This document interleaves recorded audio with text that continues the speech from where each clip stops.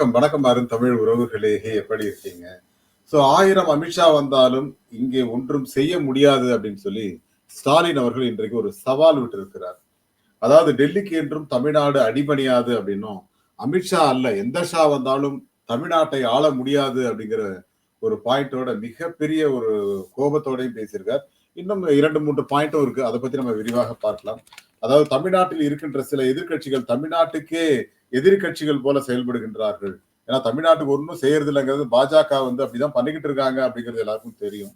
தமிழ்நாட்டில் தமிழ்நாட்டு மக்களுக்கும் துரோகம் இழைக்கக்கூடிய கூட்டத்துடன் உறவாடி தமிழ்நாட்டை அடகு வைப்பதுதான் அதிமுகவுடைய எண்ணமாக இருக்கிறது அப்படின்னு அதிமுகவையும், அமித்ஷாவுக்கு நான் சவாலாக ஒன்றை சொல்லிக் கொள்ளுகிறேன். டெல்லியில் ஆளுமைக்கு தமிழ்நாடு என்றைக்குமே அடிபணியாது. அப்படி ஒரு தனி குணம், ஒரு தனித்தன்மை கொண்டவர்கள் தமிழ்நாட்டு மக்கள் அப்படின்னு சொல்லியிருக்காரு. இன்னொரு முக்கியமான விஷயம் என்னன்னா, ரெய்டு மூலமாக மிரட்டி ஆட்சி அமைக்கும் உங்களுடைய ஃபார்முலா இங்கே தமிழ்நாட்டில் வேலைக்கு ஆகாது அப்படின்னு சொல்லியிருக்காரு. தமிழ்நாடு எப்பவுமே ஒரு தனித்தன்மை வாய்ந்த நாடு, மாநிலம். அதாவது சில வருடங்களுக்கு முன்னாடி ராகுல் காந்தி அவர்கள் நாடாளுமன்றத்துல you never ever rule Tamil Nadu அப்படின்னு சொல்லி ஒரு விஷயத்த சொன்னாரு.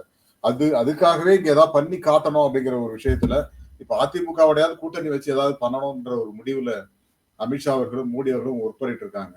எத்தனை முறை மோடி அவர்களும் அமித்ஷா அவர்களும் தமிழ்நாட்டுக்கு வந்தாலும் இங்க ஆட்சி அமைக்க முடியாது அப்படிங்கிறது தான் மு.க. ஸ்டாலின் அவர்களோட குறிக்கோளாக இருக்கிறது. பட் அதை பற்றி தான் பார்க்க போறோம். அதுக்கு முன்னாடி உங்களுடைய கருத்துக்கள் வரவேற்கப்படுகின்றன. அதே போல நம்ம சேனலை லைக் பண்ணுங்க, சப்போர்ட் பண்ணுங்க, சப்ஸ்கிரைப் பண்ணுங்க, உங்கள் நண்பர்களுக்கு மறக்காம ஷேர் பண்ணுங்க. தமிழ்நாட்டுக்கு நாங்க பணமே கொடுக்க மாட்டோங்க. ஆனால் தமிழ்நாட்டுக்கு ஆட்சிக்கு வரணுங்கிற ஒரு ஆசை இருக்கிறது. இது எப்படிங்க நடக்கும்? ஒன்றும் இல்லை. மெட்ரோ திட்டத்துல ஃபேஸ் 2க்கு கிட்டத்தட்ட 64,000 கோடி, அதுக்கு முன்னாடி 85,000 கோடி கொட்டேஷன் கொடுத்தாங்க. இல்ல அதை குறைச்சு கொடுங்கன்னு சொல்லி ஒன்றிய அரசு கேட்ட பிறகு அது 64,000 கோடி, 63,000 கோடி சம்திங் வச்சுக்கோங்களேன். அதுல கடந்த பட்ஜெட்ல நிர்மலா சீதாராமன் அவர்கள் படிக்கும் போது, நாங்க தமிழ்நாடு மெட்ரோ ஃபேஸ் 2க்கு 65% நாங்க கொடுக்குறோம், மீது 35% தான் ஸ்டேட் கொடுக்குது அப்படின்னு சொல்லி ஒரு விஷயத்த படிச்சாங்க. அதுல எவ்வளவு தவறு இருக்கு அப்படிங்கிறதுக்கு உதாரணம் என்ன அப்படின்னா, அதுல வெறும் 7,400 கோடி தான் தமிழ்நாடு கொடுக்குது, 7,400 கோடி தான் ஒன்றிய அரசு கொடுக்குதுங்க. மீதி இருக்கின்ற பணத்தை சிஎம்ஆர்எல் லோன் எடுக்குது, லோன் அரேஞ்ச் பண்ணிருக்காங்க ஒன்றிய அரசு. அப்ப அந்த லோனை யார் கட்டணும்? சிஎம்ஆர்எல் கட்டணும். சிஎம்ஆர்எல் யாரோட கண்ட்ரோல்ல இருக்கு? மாநில அரசு கண்ட்ரோல்ல இருக்கு. சிஎம்ஆர்எல் லோனுக்கு திருப்பி கட்டணும் அந்த 35,000 கோடி அப்படின்னா, அந்த 35,000 கோடி லோனை யார் எடுத்தது? அப்ப மாநில அரசு தான் கட்டணும். மாநில அரசு தான் ரெஸ்பான்சிபிலிட்டி அதுக்கு. ஒருவேளை சிஎம்ஆர்எல் எடுக்கல அப்படின்னா அதாவது தமிழ்நாட்டுக்கு பணமும் கொடுக்க மாட்டாங்க. அந்த 7,400 கோடி இன்னும் வரல. 35,000 கோடி லோன் எடுத்திருக்காங்க. பிளஸ் தமிழ்நாடு தான் மீதி பணத்தை போட்டு அங்க செலவு பண்ணிட்டு இருக்காங்க. இந்த மாதிரி ஒவ்வொரு விஷயத்திலையுமே தமிழ்நாட்டுக்கு எதிராக செயல்பட்டு கொண்டிருக்கின்ற ஒன்றிய அரசு, அதாவது நாங்க 64,000 கோடி கொடுத்த மோடி அவர்களுக்கு நன்றின்னு சொல்லி போஸ்டர்லாம் அடிச்சு விட்டாங்க கொஞ்ச நாளைக்கு முன்னாடி. யாரு? இந்த எஸ்.ஜே. சூர்யா, நம்ம பாட்டே கூட சொல்லியிருந்தாரு, ஒரு யூடியூப்ல வீடியோ போட்டிருந்தாரு. இதுல என்ன அநியாயம்னா, அப்படி ஒரு பணமே வரல. வராமலே இவங்க ட்வீட்லாம் போட்டுட்டு இருக்கிறாங்க, யூடியூப்ல வீடியோ போட்டுட்டு இருக்கிறாங்க. இதெல்லாம் என்னவென்று சொல்வது? இதை விட முட்டாள்தனம், மக்களை ஏமாற்றுகிற ஒரு தன்மை இவர்கிட்ட இருக்க முடியுமா அப்படின்னு கேட்டீங்கன்னா மோசமான ஒரு தன்மை. அதுதான் சொன்னாரு மு.க. ஸ்டாலின் அவர்கள், நீங்க ஒரு வெள்ளை அறிக்கை கொடுங்க, தமிழ்நாட்டுக்கு எவ்வளவுதான் பண்ணிருக்கீங்க இந்த 10 வருஷத்துல அப்படின்னு சொல்லி கொடுங்கன்னு கேட்கறாங்க. அதான வாயே திறக்க மாட்டாங்க. அதாவது நிர்மலா சீதாராமன் அவர்கள் இருக்கிற வரைக்கும் தமிழ்நாட்டுக்கு சல்லி காசு கொடுக்க மாட்டாங்க. இப்படிதான் ஓடிட்டு இருக்கு. ஜிஎஸ்டி அமௌண்ட் கொடுக்கறதே 29 பைசா ஆக்கிட்டாங்க. நமக்கு வர வேண்டியது 41 பைசா. அது 29 பைசா தான் வருது இப்போ. அதாவதுங்க, ஜிஎஸ்டி அமௌண்ட் நம்ம 1 ரூபா கொடுத்தோம்னா 29 பைசா இங்கே கொடுக்குறாங்க. பீகாருக்கு 3 ரூபா கொடுக்குறாங்க, உத்தரப்பிரதேசத்துக்கு 4 ரூபா கொடுக்குறாங்க. இப்போ ₹1 ரூபா 50 பைசா கொடுத்துட்டு இருந்தாங்க, இப்ப 4 ரூபா கொடுத்துட்டு இருக்காங்க உத்தரப்பிரதேசத்துக்கு. ஏன்னா அங்க திரும்ப ஆட்சிக்கு வரணும். ஆனால் அங்க கொடுத்தும் ஒரு முன்னேற்றமும் கிடையாது. தமிழ்நாட்டுக்கு ஈக்குவலா இப்பதான் ஜிஎஸ்டி அமௌண்ட்டே கட்ட ஆரம்பிச்சிருக்காங்க. இதுக்கு முன்னாடி ரொம்ப மோசமா இருந்தது அங்க சூழல். அப்படி இருக்கிறச்ச தமிழ்நாட்டுக்கு இவ்வளவு பைசா கொடுக்கும் போது நாங்க இவ்வளவு ஜிஎஸ்டி கட்டிட்டு இருக்கோம். அப்ப நீங்க 1 ரூபா 2 ரூபா கொடுக்க ஆரம்பிச்சீங்கன்னா நாங்க எவ்வளவு ஜிஎஸ்டி கட்டுவோம்னு யோசிச்சு பாருங்க. சோ இதைத்தான், அதாவது ஒரு மாநிலம் வளர்கிற மாநிலத்துலதான் இன்வெஸ்ட்மெண்ட் அதிகமா போடுவாங்க. ஒரு நல்ல இன்கம் இருக்கிற ஒரு கம்பெனி தான் நம்ம திரும்ப இன்வெஸ்ட்மெண்ட் அதிகமா போடுவோம், நிறைய இன்கம் வரட்டும் அப்படின்னு அதை இன்க்ரீஸ் பண்ணுவோம். ஆனா இவங்க என்ன பண்றாங்க, நமக்கு 3ல 1 பங்கு கூட ஒழுங்கா கொடுக்கறது இல்ல. 3ல 1 பங்குனா 33 பைசா, ஆனா 29 பைசா கீழே தான் கொடுத்துட்டு இருக்காங்க இன்னமும். இதைத்தான் டெல்லி அரசு செய்து கொண்டிருக்கிறதுங்க. அதே போல நம்ம தமிழ்நாடு கவர்னர் இது வரைக்கும் கிட்டத்தட்ட ஒரு 19 மசோதா நின்று இருக்கு. இப்ப இந்த 10 மசோதாக்களுக்கு தீர்வு வேணும்னு உச்சநீதிமன்றத்தை நாடியது சில மாதங்களுக்கு முன்னாடி மாநில அரசு. இவரு தமிழ்நாடு கவர்னர் வந்து என்னென்னவோ குட்டி காரணம் போட்டு பார்த்தாரு. நான் எனக்கு வந்து அதிகாரம் இருக்கு, அது இருக்கு, இது இருக்குன்னு எதேதோ சொல்லி பார்த்தாரு.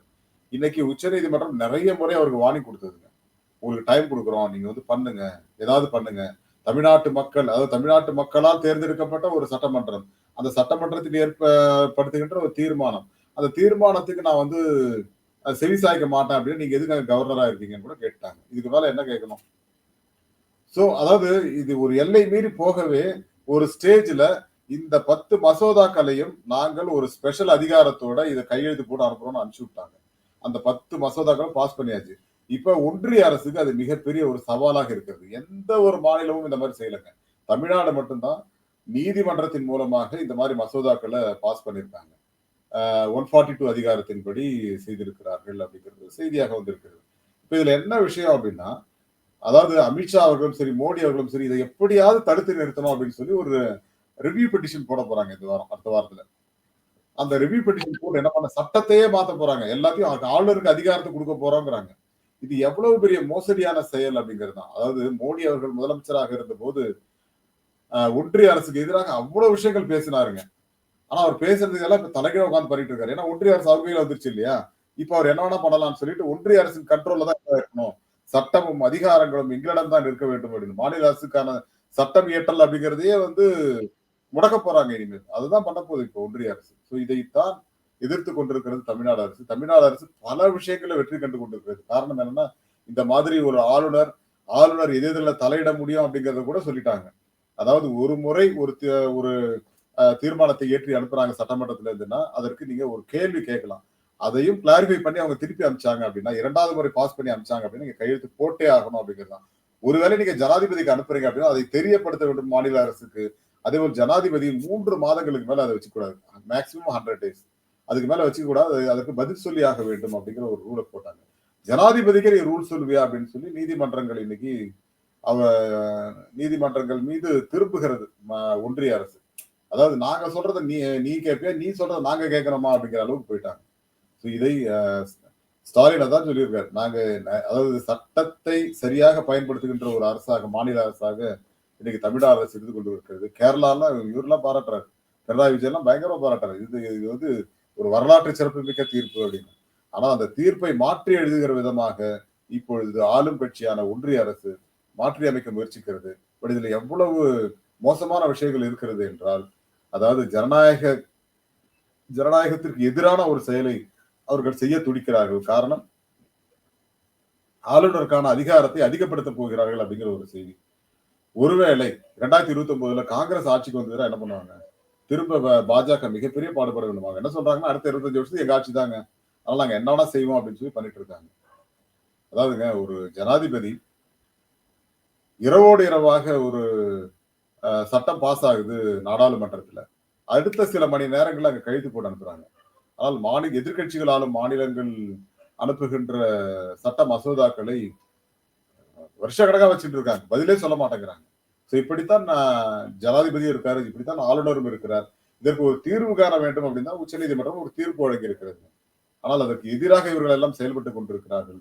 ஒன்றிய அரசு அதற்கு எதிரான தீர்மானங்களை நிறைவேற்றியும் அதற்கு எதிரான சட்டங்களை உருவாக்கவும் இப்ப திட்டம் தீட்டிக் கொண்டிருக்கிறார்கள். அது மாநில அரசுக்கு எதிராக இருக்கும் அப்படிங்கிறது தான். மாநில அரசுக்கான அதிகாரங்களை குறைப்பதற்கான முயற்சிகளை இவர்கள் செய்து கொண்டிருக்கிறார்கள். இது ஜனநாயக நாட்டுக்கு அழகல்ல. இதற்கு ஒரு தீர்வு வேண்டும் என்றால் 2029 ஆட்சி மாற்றம் தான் அப்படிங்கிற மாதிரி தான் இருக்கு இப்போதைக்கு. பொறுத்திருந்து பார்ப்போம். மீண்டும் ஒரு நல்ல தலைப்போடு சந்திக்கிறேன் நண்பர்களே. தேங்க்யூ.